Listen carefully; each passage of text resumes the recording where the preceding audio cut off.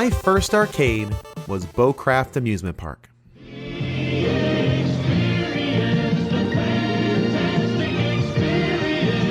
The fabulous Beaucraft Amusement Park experience with acres of fun for everyone. Ride the all-new Giant Skywheel, the exciting bumper car ride, the go-karts, tilt-a-whirl, kiddie rides, a fun-filled day for everyone and close to home so you save gas. Beaucraft Amusement Park, Route 22 at Scotch Plains, open tonight till 11. Experience the experience today. Plenty of free parking and free admission at Beaucraft. My favorite part of that, saving gas was a selling point. That was, listen, moms and dads, if you want to just save a few bucks on gas, head on over to Beaucraft Amusement Park, where it's close to home, no matter where home happens to be.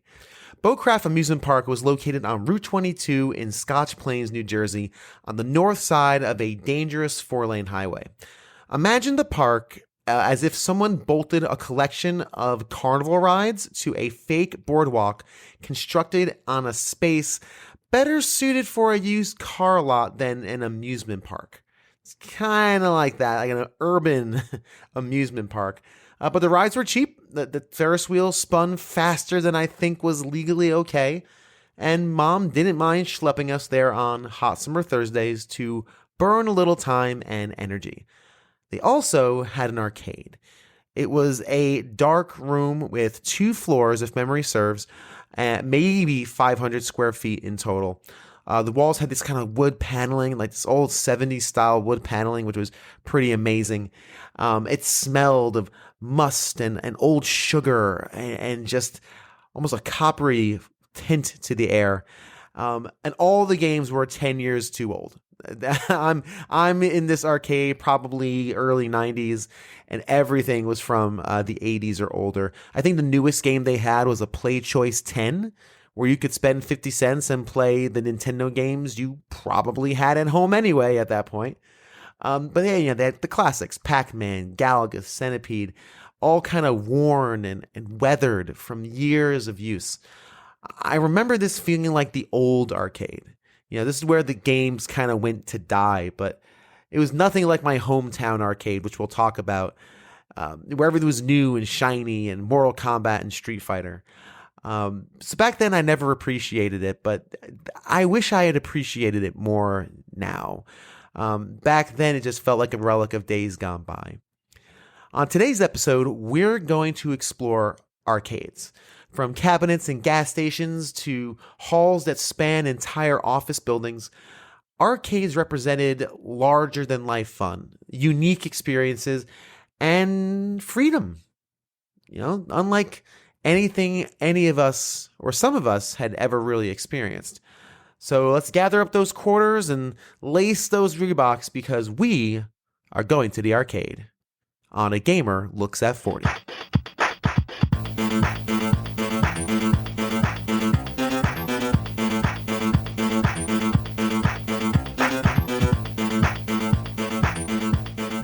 Meet Shaan Shirazi. I met Shaan at my first job when I moved to Austin in 2013. I moved here in 2013 and got my first Austin job in 2014. And he was a coworker of mine. He is what I would call a man who does not waste an opportunity. He is an accomplished guitar player here in Austin. He's played with some of the greats in town. And he's the kind of guy who, if he sees something he wants to do and the time is right and the timing is right, he does it. Case in point, when I first caught up with him and did this interview in 2020, it was November of 2020, he had just come back from a tour in Germany with a rockabilly band. He just happened to meet at some point, someplace. Yeah, met this band. Hey, you want to come on tour? Sure. Drop everything and tour around Germany for a couple of months. That's the kind of guy Shaan is. He's a good dude. He's got great stories. And it just so happens he was an arcade junkie when games were in their infancy. Let's catch up with Shaan as he tells us a bit about Hawaii and gaming during that era. So here's the deal. Here's one of the things why I wanted to bring up Hawaii and gaming in Hawaii as far as video games go. It was the craziest thing. So there was this place in Waikiki, right outside Waikiki. It was basically like a few floors above a really, really fancy department store. But it was called Mitsukoshi. And you go to Mitsukoshi, you walk past all the fragrance counters and jewelry, and you get the elevator, you go to like the fourth or fifth floor, I can't remember. And the doors open up, and it's like literally an entire office building floor of nothing but tabletop Space Invaders and asteroids. That's all they had back then. And everyone was filled with kids, mostly Asian kids because it's Hawaii, and just going nuts. I mean, that thing had to have been making, let's see, a quarter, 50 cents each one. I bet it was making $500 an hour then, you know? And the funny thing about it is this is obviously so early that for whatever reason, information about how to succeed at these games and all these little tricks of the trade flew around as if the internet were around. I mean, I don't know how we all knew how to do certain things or how to get free credits here or how to beat this game, but there's like this wealth of knowledge that I can still recall some of it. So were they the ones where you kind of looked down, like the top down, or were they the cabinets? No, they were basically like a coffee table, you know, with the glass Like top. coffee table, yeah. So you sat on a chair and you looked it down. I mean, that's all.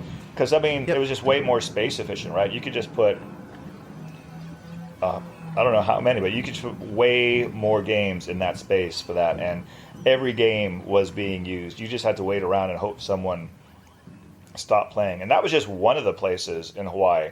There was the Fun Factory. There was Tilt. There was any place where they had like a small strip mall type of space. You could open the door and there might be 14 games in there.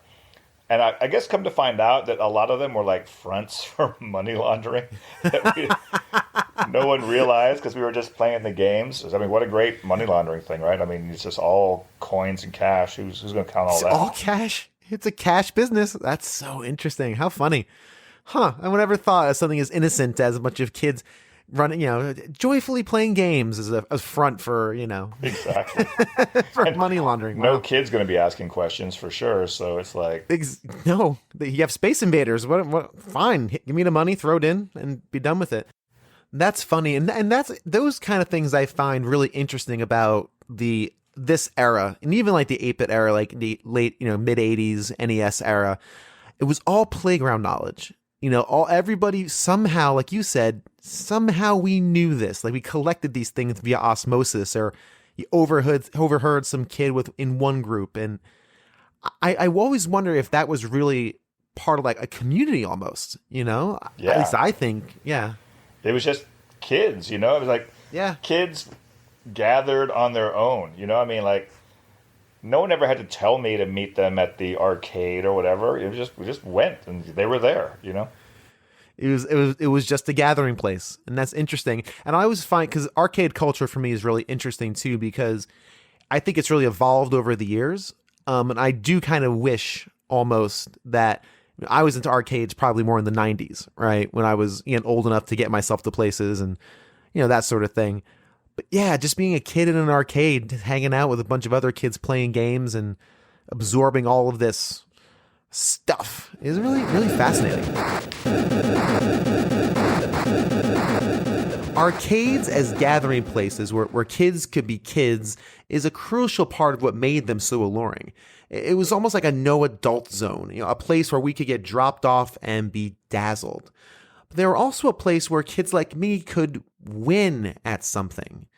Where I grew up, I wasn't the most athletic kid in the world. I played street hockey with my friends, and that was about it. I never did organized sports in school or really anywhere. And it was hard for me as a kid like that to find a place where I could be victorious, and win at something. And the arcade leveled that playing field. If I was good at a certain game, I could take on the football star, the track star, and actually hold my own and maybe win. And it wasn't even the competition, it was the empowerment that came with that. That really was very uplifting for somebody who didn't have that avenue of success. Shaan was one of those joystick wizards who was amazing at games in that era. Yeah, he didn't just play games. My man competed. So the two games that I was best at, that I could claim to be like really good were Defender and Stargate. I really liked those. They were like probably for their era some of the more frenetic games that were out there. You know, they weren't as slow moving. They had a lot of stuff going on. You had a lot of buttons, a lot of different things, and I was really good. Those are the two of the games where I could actually, you know, get a bit of a crowd watching me after a while. Yeah. And another thing about at least Defender, when you're about to roll it from 990,000 to 1,000,000, which I've only done a couple times, but everything you hit, everything you kill, gives you a free man and a free smart bomb to prepare you for the next million or whatever you're going to do. So if you're smart and you hit all the low point things when you get to that point, you can build up 100 men and 100 smart bombs, and then you're really good. I mean, and when you get to that point, if you have to go home for dinner, you just give it to some kid who's there, and you're like, I gotta go. Enjoy level 79. I'm sure you'll be here for like 10 more minutes up to this point. Yeah, and good luck jumping into this at level 79, right? Like, part of it's you have to scale with the challenge. Yeah. Like, here, go ahead, kid. You're not starting on 1. You're starting on 79 with, 40 free guys. That's really funny. I never got that to know anything about that about Stargate, but I was always pretty good at Stargate too. That's pretty cool. I'm not familiar with Stargate. Defender for sure, but not Stargate. Basically, it's like the next generation of Defender. Okay, there you go. More crazy stuff, a couple more things you could do. I liked it a lot. That's cool. You mentioned, I think, or either text or via messenger, or whatever it was, that there was also like competitions and you might have competed and stuff. I was in one competition that I can remember. Okay. And it was in conjunction when the original Tron movie came out. Oh. Because they had also an accompanying, Tron video game, probably in a Tron pinball machine as well. But I was pretty good at the Tron video game. And I remember going to an arcade. I had to sign up. And basically, you just played Tron. And I don't think there was many kids. I just remember it all being like what I thought were adults. They were probably teenagers. Right. Where I was 12, they were probably like 17, but they just seemed like old guys to me. And I won that thing. I took it down. Wow. Let's go. That's great. But you know what's funny is, remember, you told me about that video game museum up in Dallas? Yeah, up in in Frisco. And I went there and I actually saw a badge from a Tron tournament labeled Press. Press. As if they were going to have the media there covering this Tron tournament.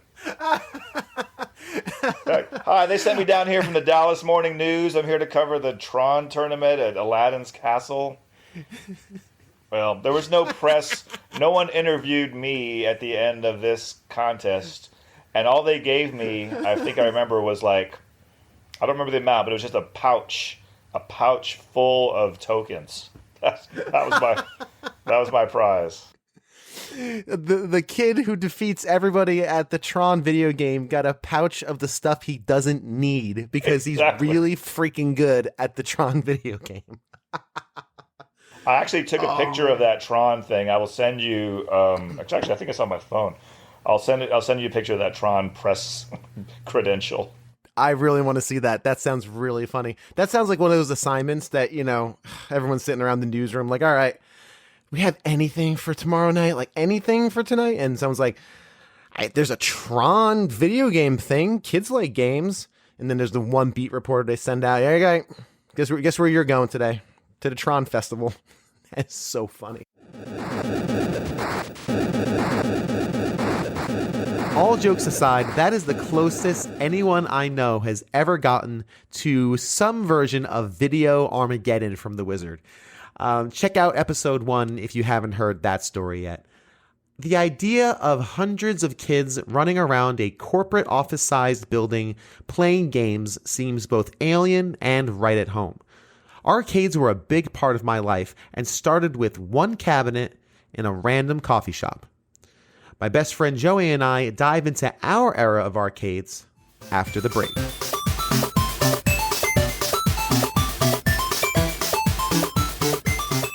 Do you feel completely oblivious to everything around you? I sure do. I have kids. They suck everything out of my brain. That's why I lean on Story Mode for all my gaming news. Story Mode delivers video game quick takes, breaking news, headline stories, and homages to games and systems of yesteryear, all in one very unserious hour. Many thanks to Red, Blue, and Rye Bread, the hosts of Story Mode, for being extremely supportive as I've been developing this podcast over the last few months. New episodes every Friday, available wherever you listen to your favorite podcasts. Be sure to connect with them on Twitter at StoryModePC.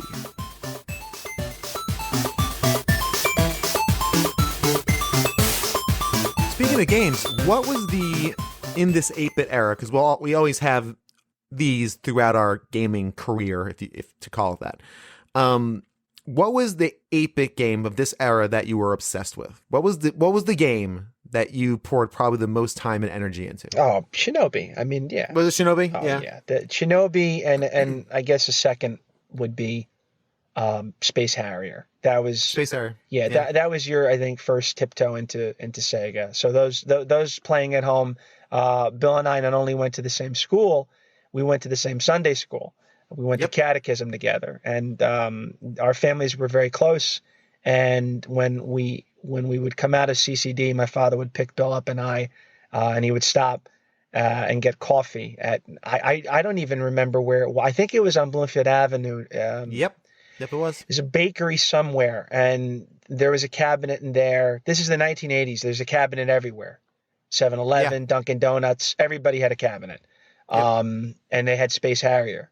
And that was the game. And now I'm playing it, and I'm flying through it because I have a Sega at home. And Bill's kind of, working his way through it, but he was hooked. He's like, "This is a great game. This is a great game. Wow!" Like you were amazed. I'll flip the script on you. What was your experience playing that? It remembers being fast, like so speedy. Almost overwhelming. And the only game I remember from that era that was similar which is a similar game, was Afterburner. Yes. It hit me the same way. But just remember Space Harrier being fast and strange. Again, a guy with a hover pack shooting in third person. Yeah. Shooting in like third person, these mummy heads and these dragons. It was just bold and big and baffling. It was really cool. Very different from, again, Mario. Sure. That's awesome, man. That's really cool. And we all have those first games, right? The first one that really just caught us. So obviously we talked a bit about that first entry point, which is kind of the arcade cabinet, and then the arcade experience. Did you spend a lot of times in arcades, kind of bridging that gap between Pizza Hut and the home console era, which I know your story of that, but we'll talk about kind of how you started with the home consoles. Was arcade culture a part of that opening? Oh, big time. Especially then once, my uncle saw this, and he saw his nephew, pseudo younger brother, really gravitating towards this. That was like, all right, great. You're too young to really, play a full game of football or, play cards, or interact with someone. I'm too young to take to a concert. But this was a real way, for my uncle to interact with his nephew. And he would go to my mom, his sister, and say, let me take Joseph out for the day. And we would go to an arcade, or we would go to a bowling alley, or we would go to the Pizza Hut, or sometimes we would go to the boardwalk. He would drive me down to Shore when he got his license. And there's arcades, at all these places. It became a real fun way to not only bond with my uncle, but to bond with friends. That was the game too that made me also want to explore and say, where else can we go and see Pizza Huts? Are there different video games of Pizza Huts? I'm too young to realize about an arcade, and there is no internet to research any of this stuff. So you ask your father, who's a baby boomer, and he's just like completely clueless. I don't know I don't know these answers. So you were left, a lot of it was just, you're left ruminating, well, where is this? And people would talk, and you would share it at school, and, oh, you mean an arcade? And what's an arcade? And Oh, an arcade is a room full of those video games, Joe. Is it a Pizza Hut? Is it a Pizza Hut too? Can I get pizza? Sure. Is it a Pizza Hut too? Yeah. They made a sequel to this. This was great. You know, where can we go? Sure. Where is it? Tell me where it is. It became like this make believe land. Sure. You know, and then you would go. I think the first time I went was I think it was a birthday party. In my hometown, the make-believe land Joey spoke of, where dozens of games and hundreds of birthday parties took place, was Electric Circuit. It had everything you could ask for regarding games. We had Street Fighter, Mortal Kombat, Ninja Turtles, Simpsons beat-em-ups, pinball, literally everything you needed for an amazing digital afternoon. During the summer, I felt like I was there every week at a birthday. 1 hour, unlimited tokens was like crack to a 12-year-old. When it was just my siblings and I, my dad would give us $5 each, and we needed that thing to last. $5 felt like I still can remember the weight of $5 worth of quarters. The way it kind of hung in my pockets, kind of jingled around as I went from game to game, studying it carefully. Is this the one I'm going to donate my hard-earned money to? Even though it was not my hard-earned money. Watching somebody else play was like getting a free game. It was just as fun as actually putting the money in yourself, and it was free. It was Twitch before Twitch was even a thought of a possibility. It was an indoor playground full of limitless possibilities. And while I could probably fill an episode of just Electric Circuit stories, get my brother on here and boom, there's a show. One in particular stood out as I was conducting these interviews last year. When Shaan was sharing some of his video game glory, I thought I'd share a story of a victory of my own. That holy grail of quarters. I was really into a game called Revolution X. Have you ever heard of this? No. Okay. So Revolution X is one of the light gun shooting games, like a Terminator 2 game. You have a gun, it's attached to the cabinet, and you're shooting things. It stars Aerosmith. It's the Aerosmith light gun game.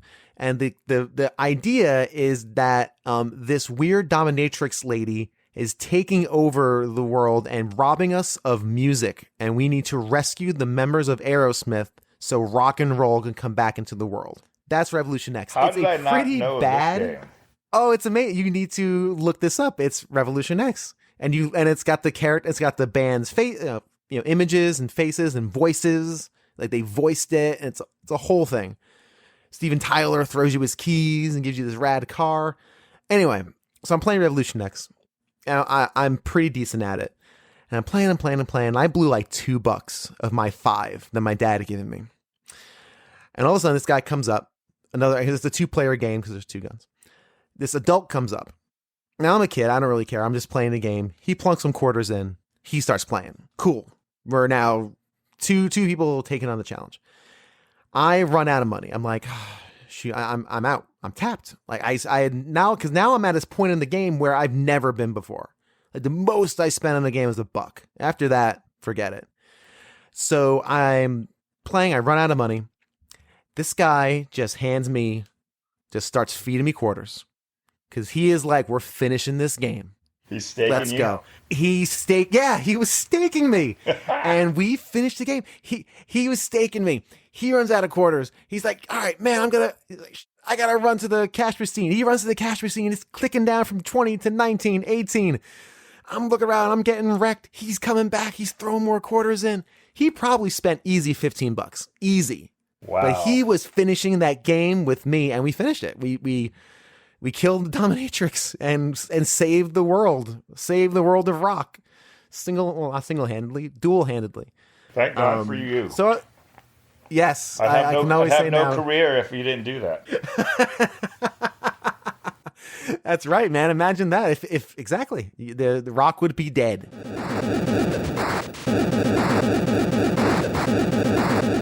We've been to Scotch Plains, we've been to Hawaii, and we've been to Essex County, New Jersey. Our final stop on our tour of arcade experiences is Canada. I got the chance to chat with Trevor Alexander, one half of the New Dad Gaming podcast, about his history with video games. New Dad Gaming is a fantastic show about gaming while parenting and all the barriers and pitfalls associated with it. It's a lot harder than it looks, and, if I'm honest, equally rewarding. I have a 5-year-old and a 7-month-old, and while my little obviously isn't touching games yet, my 5-year-old is, and it's very interesting to see him interact with this medium and learn how to do all these things we take for granted. So it's pretty cool, and this show reflects those experiences, and it's a really fun listen. So be sure to do so. Back to our interview. While I was never more than 15 minutes away from a decent arcade in northern New Jersey, Trevor had to go to great lengths and some shady places to find a game in his hometown. Let's listen in. Love to ask you a bit about arcades. Did you spend any time in arcades when you were a kid, or? Yeah, definitely. Now, we didn't have one. I grew up in a really small town, so we didn't have one there. Although I will say we actually. So I'll back that up actually, because I'm remembering. It comes flooding back to me. Repressed memories. No, so in my town we had 2 bars. So one was a straight up pool hall, and the other one was just rough and tumble town, like tiny town bar. And by tiny town, I mean I grew up in a town of 1,000 people. Wow. Okay. So this is the bar. Anyway, so the pool hall was very much like a biker club / biker gang place. Nice. Which we're not supposed to be in there. No, I'm sure not. But they had an arcade system. So they had one cabinet there? Yeah, they had this one cabinet. It was some sort of beat 'em up game. I couldn't even tell you the title. But it was a riot. So my buddies and I, we take our bikes with a baseball card taped to the back as if it's making a sound, and roll down to this pool hall, which this is definitely an 18+ place. We should not be inside there. But I think for almost legal reasons or just not to alert anybody, they let it ride. We just quietly walk past the locals, scary, huge, tough dudes, eking past mice just so we can go get a couple sessions in with this system. And then the same with the other bar too. It's where they had a few ones. So let's call it Centipede or maybe a space shooter type of thing. So nothing overly modern, but definitely within 8-bit. Mm-hmm. And showing up where you're definitely not wanted, maybe being super brave and ordering a ginger ale. So they'll leave you alone a little bit, and then just cranking those quarters till it's gone, and getting the heck out of there because you are not welcome. Getting out of Dodge. He's gonna get out of there. That's funny. So small town, and they knew what they were doing. Mm-hmm. They didn't have those arcade games in there especially in those days. I suspect your townie. Not to be reductive, but your kind of towny bar goer isn't really into bad dudes on the bad dudes arcade cabinet. He's just there to knock down some beers and chat with his friends and just kind of wind down after a day. Yeah, they had those in there for the young kids, close to the door probably, just sneak in and get some games in. Yeah, I think it'd be the wildest ones were definitely the driving ones, and so let's say we stopped off at a pit stop to get gas, and they happen to have a bigger arcade there, and you'd have it was Gunner and Cash or something like that. It's where one person drove and the other person had a gun. Whoa, really? I've never heard of this. Yeah, Gunner. That's definitely not the name, but it was it could be 2-player, and I mean the hack. So one is supposed to be driving, and it has an Uzi, and the other guy just has an Uzi. And you're driving on very much 8-bit roads, running back and forth, and then shooting the screen and trying to blast everything away. The hack was you had one person focus on driving and the other person reach around so that you could have the 2 Uzis and focus on shooting. That helped your score a little bit, but it was sounds amazing. Definitely a tag team thing. I might be slipping a bit into 16-bit, but I was fairly certain it was there was an 8-bit version of this that. We went wild for because it's a driving game with an actual steering wheel, and then you had these Uzis and guns shooting bad guys as you're ripping across. I am just putting in random keywords into Google, hoping this pops up somehow, some way. I need to know what this is. That sounds amazing. So it was like a 2-player game. So wow, you're almost like a Bonnie and Clyde, like just like one person driving the getaway car, the other with the Uzi. Is that what I'm envisioning? Wow, Yeah, exactly it. And the best part, like they loved when you were 2-player because then there's 50 cents for the same game, sure, right? As opposed to just like you by yourself. That is awesome. I'm gonna discover this at some point. I won't take up too much time, but man, that is cool. That's cool. And that you would find that at just at you said like gas stations and stuff like that. Yeah, so you'd be driving on the highway and maybe there's like a kind of a bigger type gas station type deal, and inside of it they have some sort of weird diner, Right. and then beside that they'd have maybe 3 or 4 machines. Gotcha. So you'd be able to go over and spend some quarters on the 10 minutes you had while your dad filled up with tank. We had like proper like full like my town. We had a proper full arcade that had 50 or 60 games in it, like one of those classic big old arcades. And but I do remember we also had this restaurant chain, small one. It's a national chain, but small one called Fuddruckers. Oh, And it's like this heard of burger place. It's like a burger place, right? Sit down burger place. And every Fuddruckers in town, there was only there's one we went to, and there was a couple others.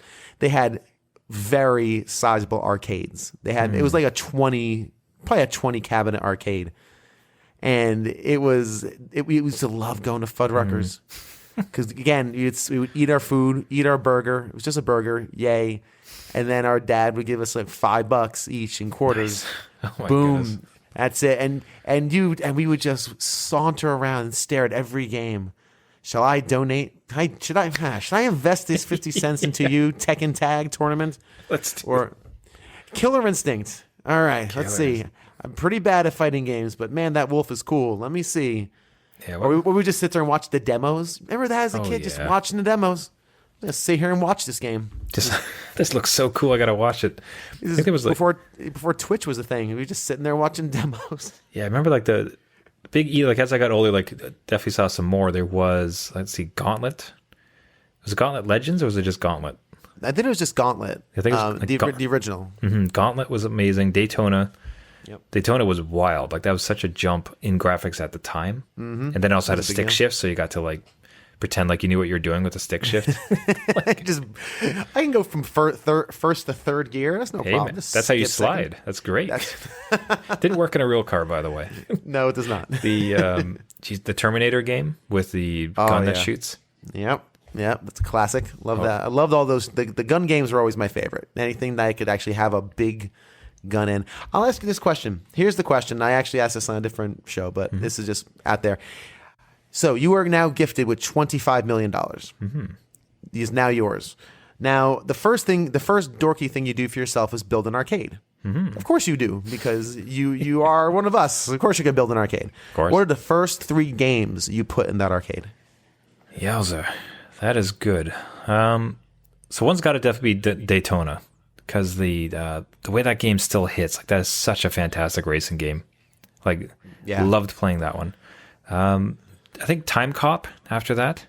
Good choice. Time Cop. Okay. Yeah, 'cause the way that how they figured out to have the gun actually kind of clap back every time you shot it, like just with that like actual live trigger, like hitting, like that was just an absolute blast. So you had to make that happen. So love that one. Jeez, third. Of all the ones, I think it'd probably be Teenage Mutant Ninja Turtles. Because there's something about it's kind of a tie. So there was like the Simpsons arcade game that I absolutely adored, and I always hated I could never beat. So I can't remember the name of it, but like you could be Marge, Homer, Bart, Lisa. Yeah, it was just it was called The Simpsons. It was just the Simpsons arcade game. Yeah. Okay, love that one, and then also like Ninja Turtles as well. Like Which one? The arcade game or the Turtles in Time? The arcade game. So like there was an arcade cabinet, I think, and I'm Yeah. trying to think if they played off each other as far as the storyline. Like I don't know if it was just Turtles in I don't think Time so. in their machine, but I don't think so. I think it was different. But just remembering how tight those games felt of experience, that would be fantastic. So I think it would. So Time Cop, Daytona, and Turtle in Time / Simpsons, depending on which system shows up. That's cool. I like your picks a lot. I really do. Those are good. My selections were the 6-player X-Men Oh, game. good choice. Yeah. Gotta have that. A pinball game of some sort. I think I would do Jurassic Park pinball because the little dinosaur grabbing the ball is super cute. It makes me laugh every time. Absolutely. But I would have to look at the catalog and see which one. And then thirdly, I'm always between Simpsons and Turtles, but I think I'm gonna go a completely left field and do Silent Scope. Silence. Oh man. Remember that? It was the sniper game. It was the sniper game. And the reason I'm picking those are I love arcades because especially even now, pick something you can't do at home.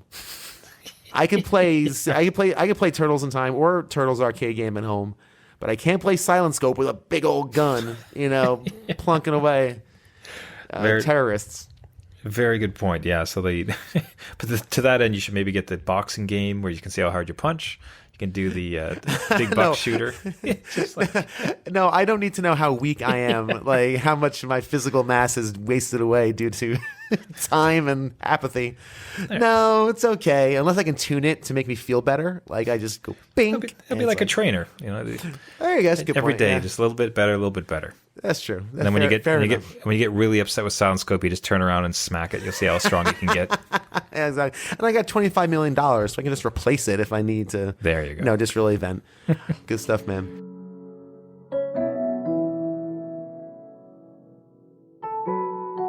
This is going to sound really corny, but back in the day, arcades were pure magic.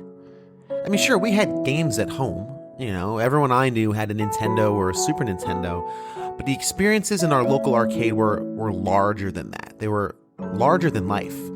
You could play T2, the arcade game, on your Super Nintendo, but it was nothing like picking up the gun in the arcade. You can play a Ninja Turtles game with your friend, 2-player, but standing around a cabinet with 4 people, all 4 turtles, just nothing like that. Absolutely nothing. And there certainly wasn't anything like walking up to a game in progress, plunking a quarter down on the cabinet, and waiting your turn to take on a total stranger in Street Fighter 2. That experience just didn't happen at home. Arcades were alive. They were living ecosystems of kids and clanging quarters and just cardboard pizza-fueled mayhem.